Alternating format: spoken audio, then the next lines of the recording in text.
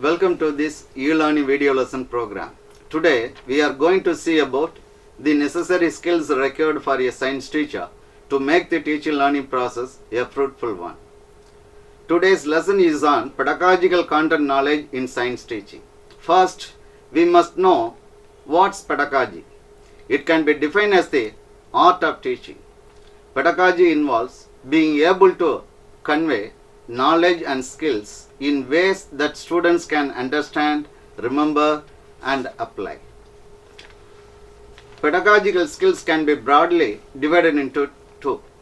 One is classroom management skills, and the other one is content-related skills. These two types of pedagogical skills work together to create a good learning environment. Here we can watch the video clipping which shows one of the best ways to teach science. So there's a question I've been trying to answer for a really long time. What's the best way to teach people about science? I think about this a lot and I want to share my thoughts with you. Let's start at the beginning. Too early. So I studied science, like psychology, biology, even neurobiology, and it was pretty fun. I landed a job with Australia's National Science Agency, and I travelled to schools, teaching kids and teenagers about all areas of science. Good morning, Year 8. My name is Vanessa. And I came across some research, which found that children have formed an opinion about science, either positive or negative, by the age of 7, which surprised me.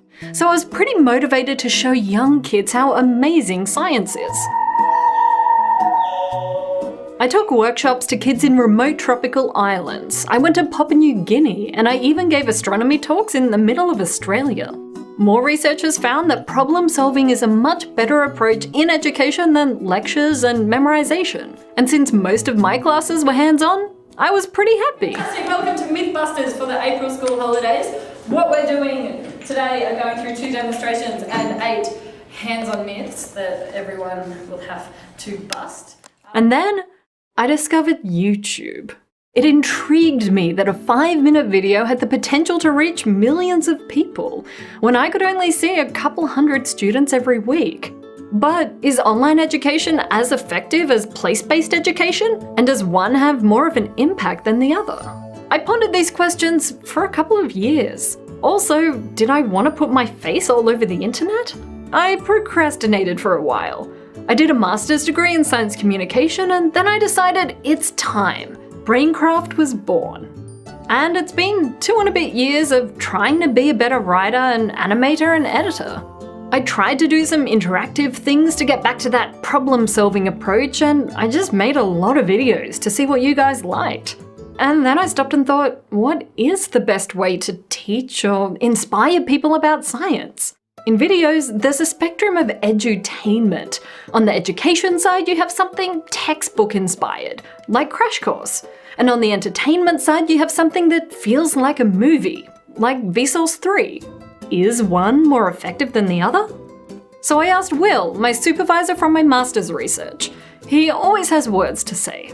That's a hard question because both of them are really important. Now, I got to say, one, they do different jobs. One up the storytelling, entertainment, documentary style is really about grabbing you and about saying why this is important, why it's worth listening to.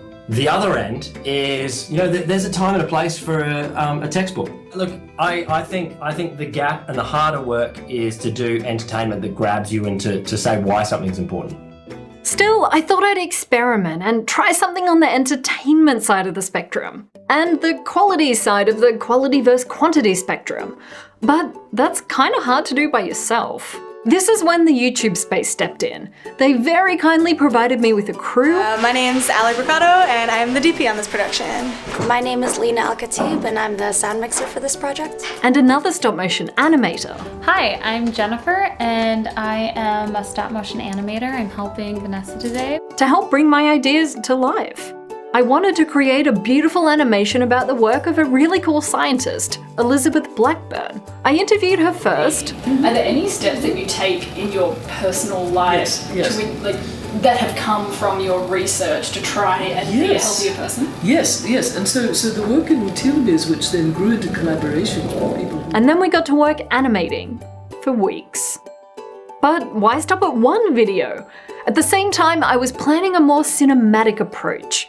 I wanted to walk through this 4-room set at the YouTube space, somewhat like Birdman, and explore memory and forgetting. I even directed something for the first time, ever. Cool. Have you had female directing mentors? And This is the first thing I've ever directed.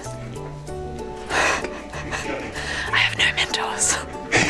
I don't know what I'm doing. I have no idea.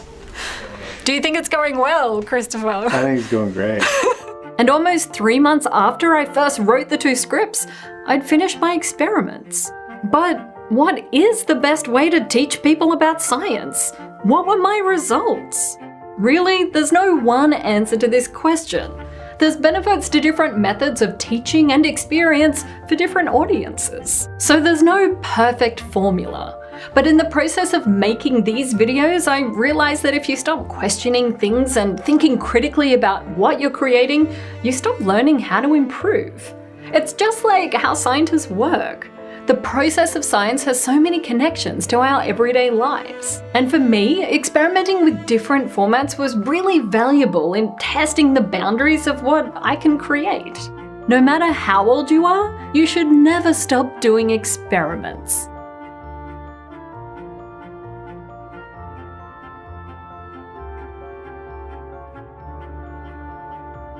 What is a good pedagogy?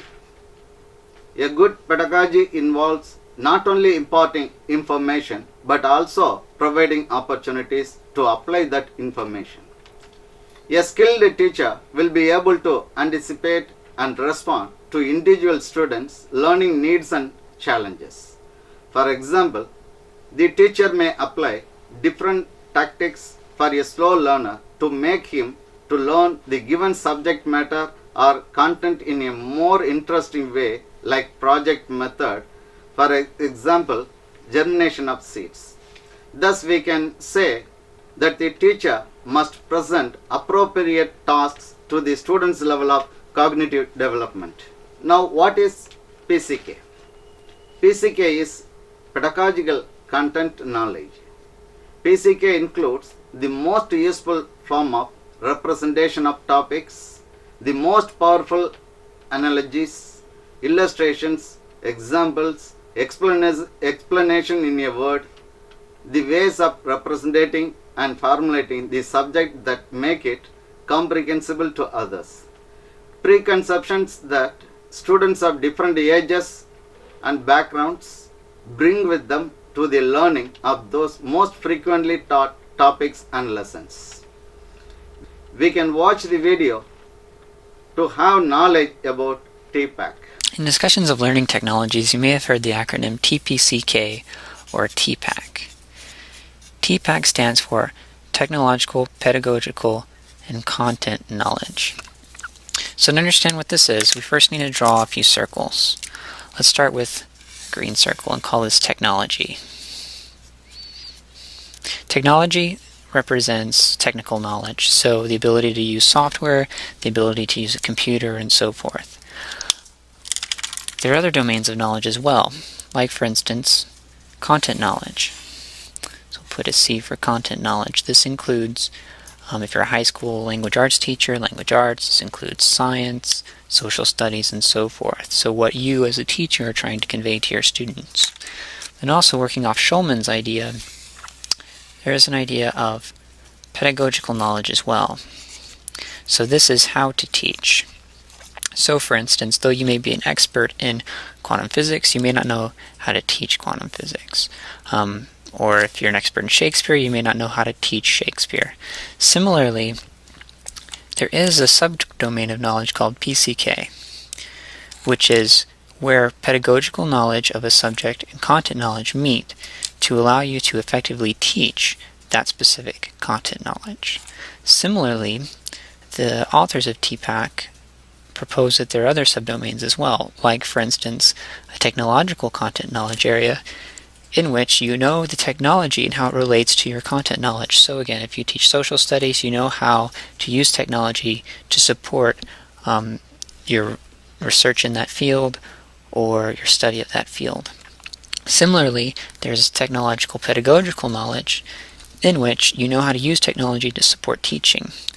Now, the whole idea of TPAC is to get at something that we've failed at getting at in learning technologies for many years. And that's this central idea here.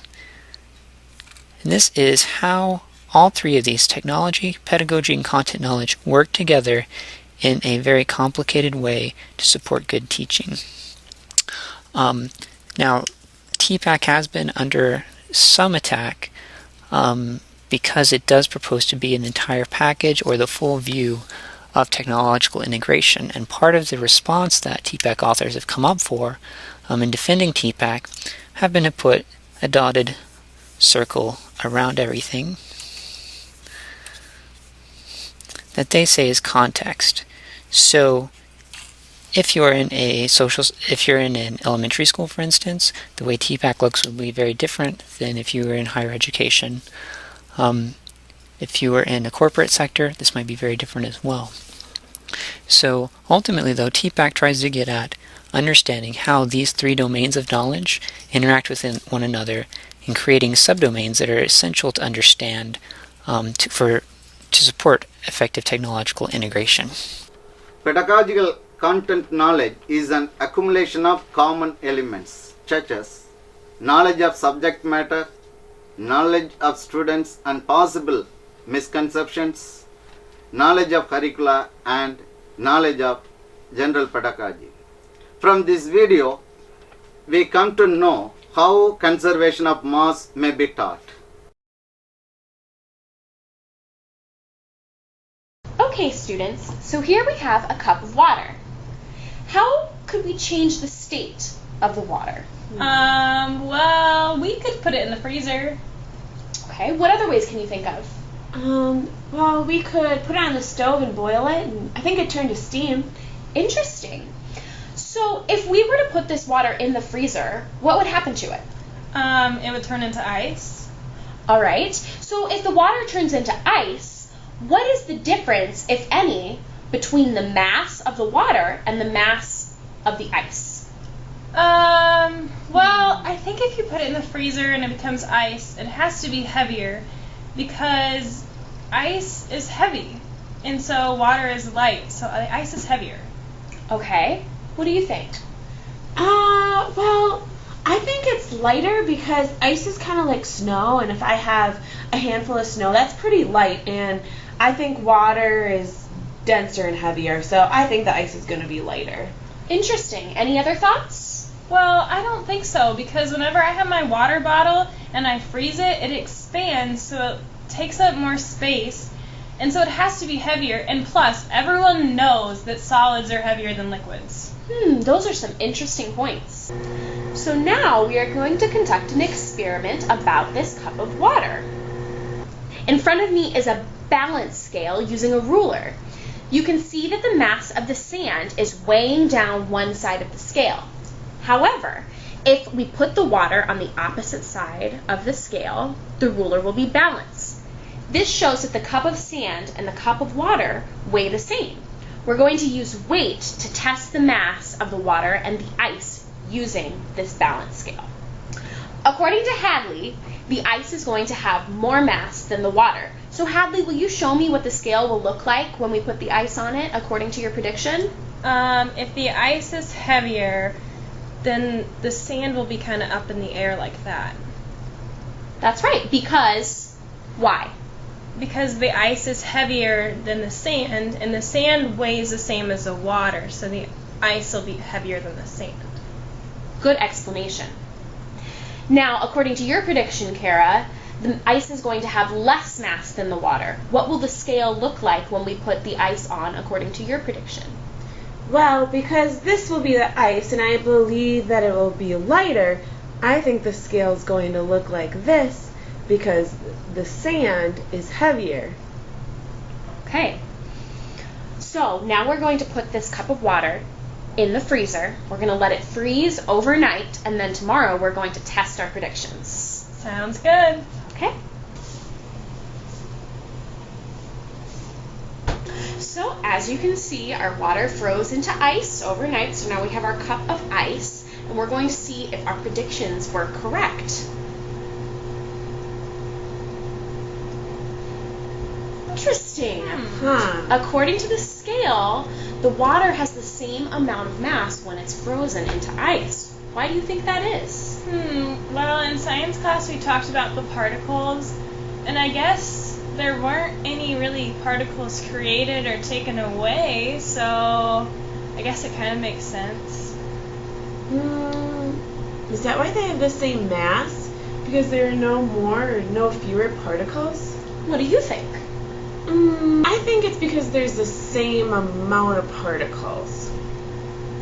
Intriguing. Let's predict what will happen if we melt the ice. What do you think will happen? Well, I know that whenever I freeze my water bottle for practice, and it kind of blows up, but for some reason it still always freezes back to the same amount of water. So if that's correct, then I think the ice will freeze to this, or the frozen ice will melt to the same amount of water. So it will have the same amount of what? Mass. Okay. What else?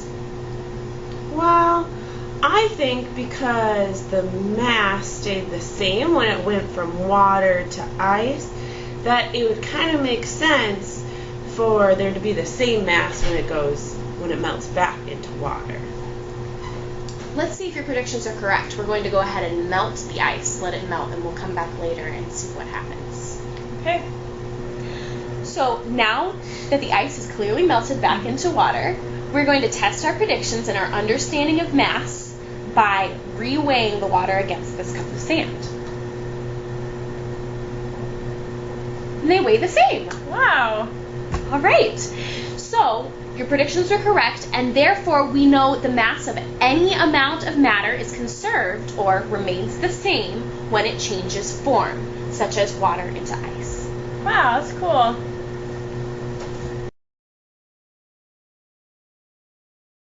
PCK is knowing what, when, why, and how to teach using good teaching practice and experience. Now we can see the TPAC picture in detail. Coming to the effective pedagogical practices, the effective approaches are based on evidence. Teachers are best placed to engage in effective pedagogical practices when they can competently select and use high quality resources and or approaches that have been built around a strong evidence base. With a strong awareness of what has been demonstrated to be effective, the choice of particular pedagogical approach or the selection of a particular program will then depend on the response to identified student learning needs. This video gives support to effective pedagogy. Welcome to my presentation on pedagogical practices for the primary classroom. Firstly, let's ask the obvious question. What are pedagogical practices? Pedagogical practices are the art, science and craft of teaching. Art being creative, responsive and intuitive. Craft, which is the skills and practice of teaching. And science, meaning the teacher makes decisions based upon theoretical beliefs. Combined together, you have a solid foundation for holistic pedagogy. Given that there is so much research about how each child learns differently and at different stages, how can I as a teacher cater for everybody without being Wonder Woman? Piaget suggests that there are 4 stages of cognitive learning and that there is development after each stage, whereas Vygotsky believes that learning happens before and that individuals learn more from observation and help from others. Vygotsky believes strongly that community plays a central role in the process of making meaning and that social interaction is the key to developmental cognition. Understanding your students. Ask questions. Get to know everyone in your class. Know their interests and their backgrounds. Get to know every student's weaknesses as well as their strengths. Foster a classroom that has open communication between teacher and student as well as between students themselves. Provide support for students individually and as a group through mentoring and pastoral care. Talk openly about current issues including cultural and social differences involving the immediate class, school and wider community. Work on the principle that every child deserves to be heard and have equal say no matter who they are. Make sure every student understands the implications of bullying and that it is in no way acceptable. When students feel safe, comfortable and respected as individuals, learning is more likely to occur. Nell Noddings acknowledges the role that teachers play in modelling behaviour and states, "We do not merely tell them to care and give them text to read on the subject, we demonstrate our caring in our relations with them. We want to create learning environments in which everybody feels heard and respected. This also includes teachers, staff and parents." Understanding your classroom. Create an active learning environment which includes careful consideration to classroom setup, natural lighting and airflow. Be a learning mediator, meaning talk to your students about what it is that they are actually learning. Use different approaches for learning such as words, sounds and pictures. Mix up your teaching methods. Generate lots of hands-on activities. Try different role play in the classroom. Provide loads of examples and try to make them as relevant as possible to your students. Take your class on exciting and learning relevant excursions. Give constant feedback to students and also collaborate with other teachers.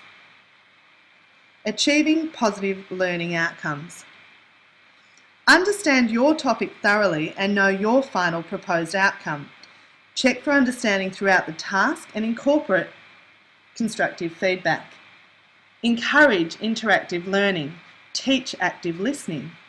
Link tasks to prior learning and make them relevant, visually engaging as well as hands-on activities when possible. Remember to break down your lesson plans into short activities to keep students engaged and make transitions as smooth as possible. The goal in your classroom is to increase motivation. There are two types of motivation found in education. Extrinsic, which is found outside the individual. This is where students are only engaged in an activity in order to earn a reward or to avoid punishment. And intrinsic, which is the internal, where the student engages in an activity because it is personally rewarding for them. An example might be a student researching a particular subject because they are generally interested in learning that topic. Both types of motivation are valid, as extrinsic can promote more participation within the group and can help you when you have, let's say, more challenging students, which generally you have a few in each class.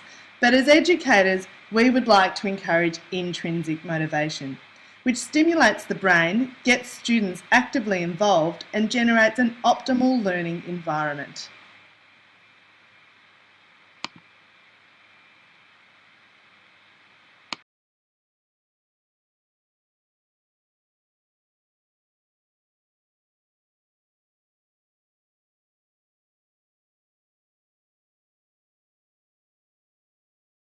Created using Powtoon. Promoting and modeling evidence-based approaches, which may include teachers set high expectations for every student's progress and ambitions to target for improving classroom performances. All teachers implement teaching methods that have been shown to be effective in promoting successful learning for all. Teachers create classroom learning environment in which all students are engaged, challenged, feel safe to take risks and are supported to learn. This video clip shows pedagogical teaching for a whole child. Well, hello, school teacher of tomorrow. Let me guide you through some aspects of effective pedagogy that will make teaching the whole child a cinch. Firstly, we will visit pastoral care and the well-being of your students. Secondly, we will touch on effective teaching practices in the school environment. And lastly, we'll concentrate on the resources with which to pull all these elements together. What is pastoral care? A school whose philosophy involves pastoral care implements it in a way that permeates all aspects of the school ecology. Its application should strengthen the curriculum and a school's organizational structure to enable students to flourish when engaged in successful and meaningful learning. It should create a robust school culture that promotes positive relationships and the health and well-being among the school's educators and its students. Within the school climate, there is a possibility to heighten or erode the mental well-being of its teachers and students, and therefore nurturing their well-being is an essential function of the school. Johnson states that pastoral care and well-being of students can be implemented at a classroom level. Firstly, a teacher should be available and accessible to their students. Secondly, they should create an environment of open communication where student concerns and worries can be heard. Thirdly, provide solid education in foundation skills such as reading and writing. Fourthly, showing empathy and understanding for a student's current circumstance and provide them with the tools with which to facilitate a positive outcome. Fifthly, as professionals, intervene when students experience bullying and harassment. Lastly, promote pro-social bonding. This can be done by remembering personal events like birthdays, family occasions, or just by allowing your personality to shine through. The next step is to combine your knowledge of pastoral care to enhance effective teaching practices and the school environment. Effective teaching encompasses academic, behavioral, and social elements that create and encourage a positive classroom environment. Key areas of effective teaching are providing comprehensive teaching that is engaging. This can be done by prioritizing learning objectives, being efficient with time, and ensuring students are actively engaged, and deliver feedback. Also, employ research-supported classroom management practices to promote a positive classroom environment. This can be done with environmental stratagem that enhance structure and predictability in the classroom, using detailed social skill instruction, and using outcome plans of action for behavior. Lastly, create positive home and school relationships that enhance the classroom climate. You can do this by enabling communication between the school and home. Communicate both positive and corrective behaviors pertaining to academic attainment and social interactions. Acknowledge positively academic and behavioral outcomes to the student, ensuring it is also communicated to the families. And design lessons that incorporate cultural backgrounds of students and their families. By incorporating consistency, communication, and structure, these key elements of effective teaching practices can increase academic outcomes. By selecting teaching strategies that align with your understanding of how a student learns, you may utilize different learning theories to achieve effective teaching practices. For example, Vygotsky's social constructivism, which uses knowledge constructed socially through entire class or small group interactions, encouraging rapport between classmates, or the use of classical conditioning behaviorist theory, which can assist in creating a school environment that individualizes the classroom to create an emotionally safe environment and implements rules that promote courtesy and respect amongst students. Limitations occur when your philosophy, teaching theories, and teaching practices cannot be reconciled with curriculum decisions that have been made at a school administrative level. So now let's combine pastoral care, effective teaching practice, and the school environment to include classroom resources. Classroom resources are defined as materials and aids that support the delivery of a lesson or unit and may include multimedia, books, charts, posters, stationery, models, people, and learning objects. Understanding the resources available at your school is important, implementing them so they enhance the lesson outcomes and don't instead detract from the lesson. Thanks to the internet, many resources are available online. The Learning Federation develops digital curriculum content for all Australian and New Zealand schools, and is free. There are interactive learning objects for any topic that you may need. Things you may find to enhance your learning outcomes are print materials, ICT and multimedia, public resources, and people as resources. As you can see, Teacher of Tomorrow, these three aspects of effective pedagogy are inextricably linked. Each one informs the other and overlaps to provide the best possible academic, behavioral, and social outcomes for your students and you. Be brave, be creative, and don't forget to smile. Now go forth and teach. Created using Powtoon. This slide shows the teacher's ability to adopt a reflective teaching approach to become constantly responsive to students' learning needs is highly important. The most effective teachers combine on a regular and a frequent basis to understand where each student is up to and what they need to be able to progress. The final video clipping shows the future of classroom education, which may be adopted everywhere.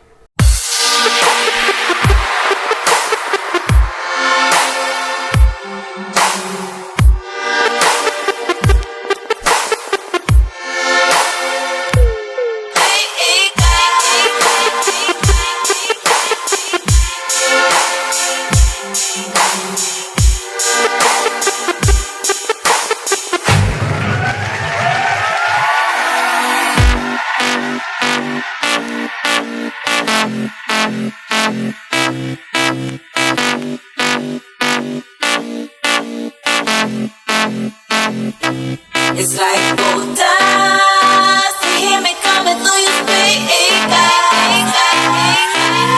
You see me mashing up your airwaves. I know you can't get enough of my sound.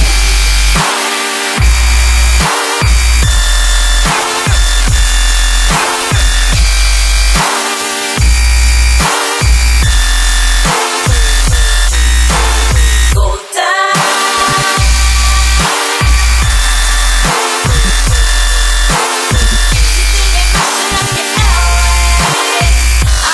Can't get enough of my sound.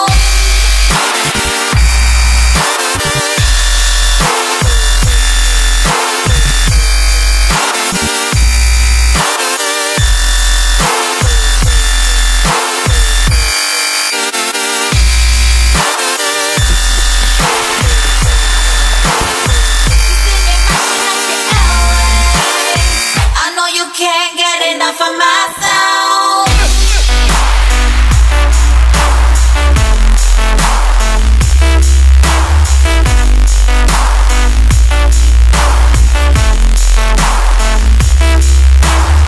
Showing my power, no listen good, you can't escape it. Bring her to my world and hold you, see if you can take it. Don't you be afraid, I know you're strong enough to make it. Go, go, go.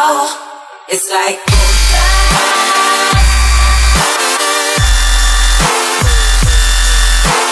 Gold dust.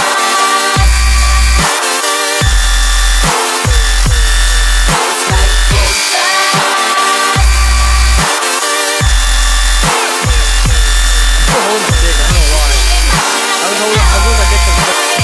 I know you can't get enough of my sound.